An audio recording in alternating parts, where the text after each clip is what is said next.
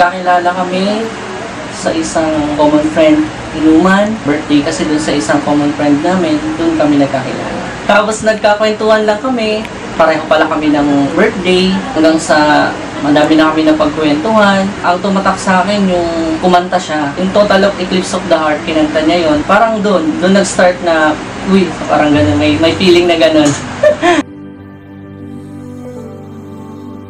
Birthday nung common friends namin, Luneta Park. Tapos, may next na birthday party ulit, few days after.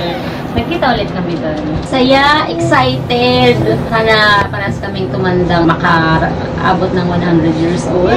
At karoon ng masayang pamilya. Siyempre, kinakabahan. Pero yung kaba na may kasamang excitement kung ano mangyayari. At siyempre, masaya kasi sa tagal ng ilang taon namin pagsasama, at least ngayon, mabibless na kami ng marriage. Salamat sa pagmamahal na binigay mo. Salamat dahil maunawain ka. Salamat sa pagiging responsableng tatay, good provider. I love you.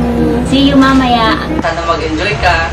Hindi lang to araw ko, araw mo din, araw natin dalawa. Sana ma-cherish natin yung memories. So sana hanggang sa pagtanda, maalala natin. See you mamaya.